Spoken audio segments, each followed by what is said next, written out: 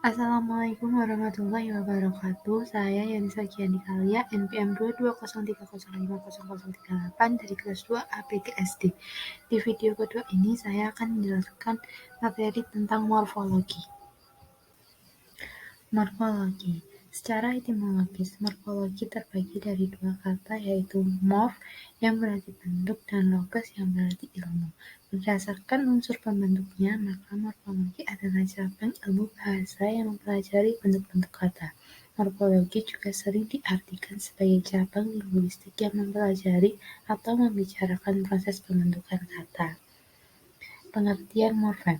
Morfem adalah bentuk bahasa terkecil yang tidak dapat dibagi menjadi bagian-bagian yang lebih kecil secara umum.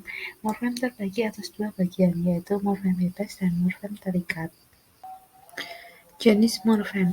Yang pertama, morfem bebas. Morfem bebas adalah morfem yang dapat berdiri sendiri tanpa kehadiran morfem lainnya dalam pertuturan.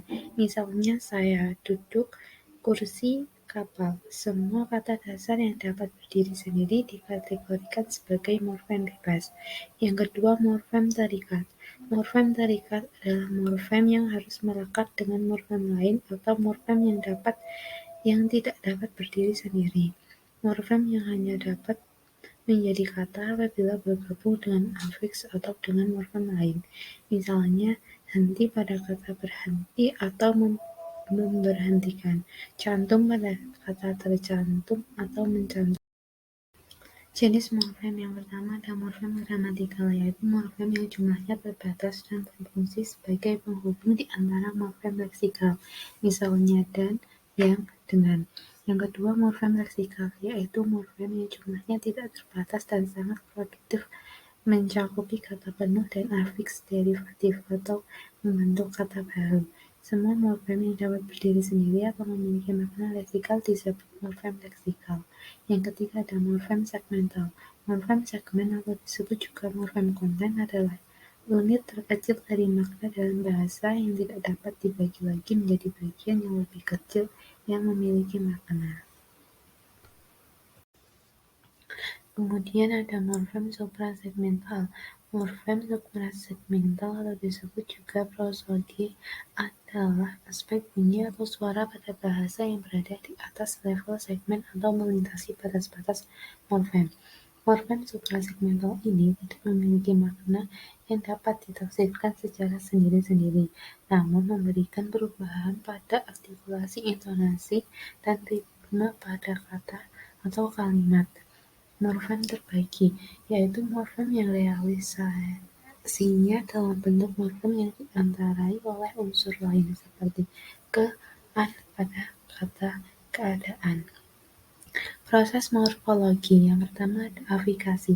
Afikasi adalah pembentukan kata yang dilakukan dengan jalan penggabungan kata dengan afiks atau imbuhan. Afiks dibedakan atas 5 macam. Yang pertama ada prefiks awalan. Prefiks adalah afiks yang ditempatkan di bagian muka suatu kata dasar. Terus yang kedua ada infiks sisipan, adalah afiks yang diselipkan di tengah kata dasar. Infiks termasuk afiks yang kurang produktif penggunaannya. Infiks dalam bahasa Indonesia terdiri dari 3 macam, yaitu infiks L, misalnya dari kata gembung menjadi gelembung, kemudian infiks M menjadi misalnya dari kata getar menjadi gemetar, gemuruh. Infiks R misalnya dari kata gigi, suling menjadi gerigi dan seruling. Sufiks atau akhiran adalah afiks yang digunakan di belakang kata. Sufiks dalam bahasa Indonesia terdiri dari 4 jenis, yaitu an, i, kan, nya. Sufiks an misalnya dalam kata minuman, ayunan, dan pegangan. Sufiks i misalnya menyirami, menyayangi, menemani. Sufiks tidak berfungsi membentuk, melainkan membentuk pokok kata dengan tambahan prefiks. Sufiks kan misalnya melayangkan, menunjukkan. Sufiksnya misalnya bukunya. Konfiks Konfiks adalah gabungan afiks yang berupa prefiks atau awalan dan sufiks akhiran yang merupakan satu afiks yang tidak terpisah-pisah. Artinya, afiks itu muncul secara serempak pada morfem dasar dan bersama-sama membentuk satu makna gramatikal pada bentuk tersebut. Yang kedua ada reduplikasi. Reduplikasi dalam Kamus Besar Bahasa Indonesia atau KBBI berarti proses atau perulangan kata atau unsur kata seperti kata rumah-rumah, tetamu, bolak-balik, dan sebagainya. Sedangkan kata ulang adalah kata yang terjadi sebagai hasil dari reduplikasi. Menurut Rohmadi dan kawan-kawan, reduplikasi adalah perulangan bentuk atas suatu bentuk dasar. Berikut proses pembentukan kata melalui reduplikasi. Yang pertama ada pengulangan. Keseluruhan merupakan pengulangan kata dasar atau bebas tanpa penambahan apapun. Buku plus buku menjadi buku-buku. Bermakna banyak atau bervariasi. Lari plus lari menjadi lari-lari, bermakna kegiatan yang berulang. Kemudian ada pengulangan sebagian atau parsial, merupakan pengulangan sebagian bentuk fisik morfem dasar. Bagian yang diulang menjadi bagian awal maupun akhir. Daun plus daun menjadi dedaun atau bermakna banyak atau bervariasi. Tua plus tua menjadi tetua, bermakna banyak atau bervariasi. Luhur plus luhur menjadi leluhur. Pengulangan dengan perubahan fonem atau perubahan bunyi merupakan pengulangan yang menyebabkan morfem dasar mengalami perubahan fonem. Umumnya, perubahan terjadi pada bagian kedua. Sayur menambah sayur menjadi sayur mayur. Fonem S berubah menjadi M. Gerak plus gerak menjadi gerak gerik. Fonem A berubah menjadi I. Sorak plus sorak menjadi sorak sorai. Fonem K berubah menjadi I. Kemudian pengulangan berimbuhan merupakan pengulangan kata dasar secara keseluruhan dengan penambahan afiks baik pada bagian pertama, kedua, maupun keduanya. Jalan plus jalan menjadi berjalan-jalan, atau penambahan prefiks pada bagian pertama. Hijau ditambah hijau menjadi hijau kehijauan, atau penambahan konfiks pada kedua bagian. Lari plus lari menjadi lari-larian, penambahan sufiks pada bagian kedua. Pengulangan semu seolah-olah terlihat sebagai pengulangan, padahal kenyataannya merupakan kata dasar yang memang bentuknya terdiri atas dua kata. Alasan lain mengapa dikatakan reduplikasi semu karena bentuk tersebut tidak bermakna banyak atau bervariasi, dan suatu kegiatan yang berulang-ulang, misalnya laba-laba, kupu-kupu, dan kura-kura. Itu merupakan seekor hewan yang bernama laba-laba, kupu-kupu, dan kura-kura. Perubahan internal. Internal bermakna diri sendiri. Perubahan internal dimaksudkan sebagai pembentukan kata melalui perubahan pada bentuk dasar morfem itu sendiri atau regular verb. Perubahan bentuk ini dipengaruhi oleh waktu atau kuantitas. Perubahan inter umumnya terjadi pada bahasa yang mempersoalkan waktu dan kuantitas dalam proses pembentukan kata, misalnya bahasa Inggris. Suplesi. Pembentukan kata secara suplesi sebenarnya hampir sama dengan perubahan inter. Hanya saja proses morfologis melalui suplesi benar-benar menghasilkan bentuk baru yang berbeda dari bentuk sebelumnya. Perubahan bentuk secara suplesi, kata tidak mempersoalkan kuantitas melainkan hanya berdasarkan pada perubahan waktu, yakni kini dan lampau. Kemudian ada ciri-ciri kata majemuk. Yang pertama, tidak bisa disisipi. Membedakannya dengan frasa. Cobalah untuk membuat sisipan di antara dua kata dasar pembentukannya dan lihat seperti apa maknanya. Ketika gabungan kata tadi dapat disisipi tanpa mengubah maknanya, artinya gabungan kata tersebut adalah frasa. Akan tetapi, jika gabungan kata tersebut berubah maknanya, berarti merupakan kata majemuk. Contoh, kacamata tidak bisa disisipi menjadi kaca pada mata atau kaca dari mata. Berarti ini adalah kata majemuk. Sakit mata bisa disisipi menjadi sakit di mata atau sakit pada mata. Berarti ini adalah frasa. Kata ini tidak bisa diperluas dengan imbuhan berupa awalan atau afiks dan akhiran hanya di masing-masing katanya. Jika ada memberikan imbuhan, imbuhan harus disertakan di gabungan kata tersebut sehingga memiliki makna. Kemudian posisi tidak dapat ditukar. Ciri ketiga dari kata ini adalah kata-kata yang membentuknya bersifat tetap. Artinya posisi dari kata-kata tersebut tidak bisa ditukar satu sama lain.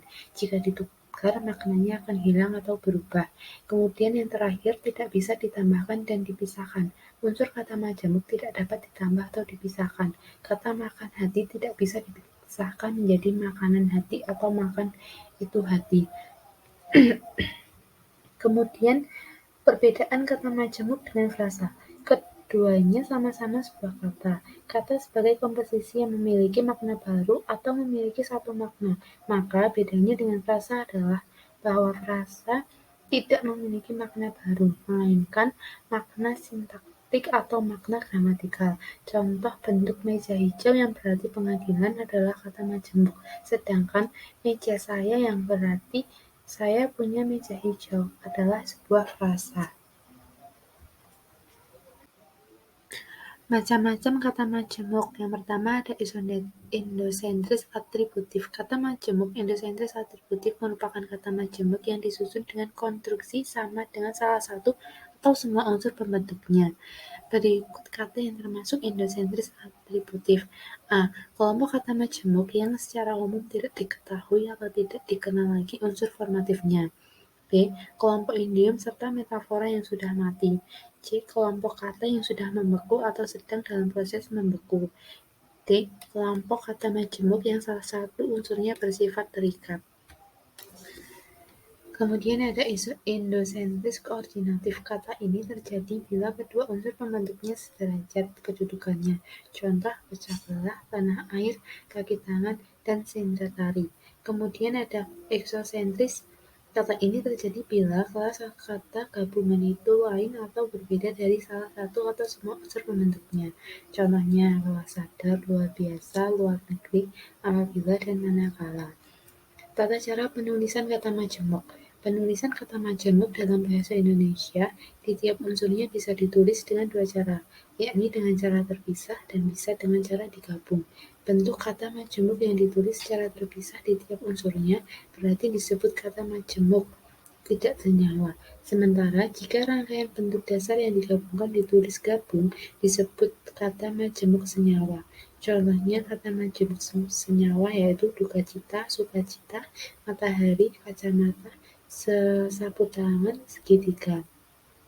Kemudian contoh kata majemuk tidak senyawa itu kereta api, buah tangan, rumah sakit, mata kaki, harga diri. Makna kata majemuk. Yang pertama ada idiom. Kata majemuk yang berupa idiom adalah kata bermakna baru dengan arti yang melenceng dari makna kata-kata dasar pembentuknya. Contoh harga diri, matahari, mata batin, dan terang bulan. Kemudian yang kedua ada semi idiom. Kata majemuk jenis semi idiom berarti makna baru yang dihasilkan masih memiliki makna asli dari salah satu kata dasar yang membentuknya. Akan tetapi, makna baru yang dihasilkan mengalami pergeseran sehingga sedikit mengubah artinya.